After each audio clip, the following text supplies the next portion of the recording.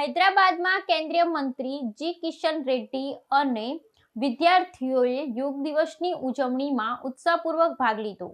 હૈદરાબાદ કેન્દ્રીય મંત્રી જી કિશન રેડ્ડી અને વિદ્યાર્થીઓએ યોગ દિવસની ઉજવણીમાં ઉત્સાહપૂર્વક ભાગ લીધો। હૈદરાબાદમાં આંતરરાષ્ટ્રીય યોગ દિવસની ઉજવણી માટે વિશાળ આયોજન કરવામાં આવ્યું છે। એલબી સ્ટેડિયમ ખાતે 24 કલાકની કાઉન્ટડાઉન યોગ ઇવેન્ટનું આયોજન કરવામાં આવ્યું, જેમાં કેન્દ્રીય મંત્રી જી કિશન રેડ્ડી ખાસ ઉપસ્થિત રહ્યા હતા। આ કાર્યક્રમમાં હૈદરાબાદ, સિકંદરાબાદ અને સાયબરાબાદના વિદ્યાર્થી, યુવાનો અને યોગ પ્રેમીઓ ઉત્સાહપૂર્વક ભાગ લીધો હતો।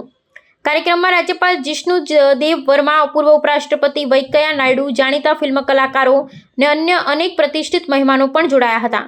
કેન્દ્રીય મંત્રી કિશન રેડ્ડીને કાર્યક્રમ પૂર્વે વ્યવસ્થાઓની સમીક્ષા કરી હતી ને ભાગ લેનારા તમામ લોકોની સલામતી અને સુવિધા સુનિશ્ચિત કરવા પર ભાર મૂક્યો હતો। આયોજકો દ્વારા રાજકીય નેતાઓ, રમતવીરો, સોફ્ટવેર એન્જિનિયરો, ડોક્ટરો ને અન્ય જાણીતા વ્યક્તિઓને પણ આમંત્રિત કરવામાં આવ્યા હતા। સમગ્ર કાર્યક્રમનો ઉદ્દેશ્ય યોગના આરોગ્યલક્ષી લાભોને વ્યાપક જનસમુદાય સુધી પહોંચાડવાનો હતો।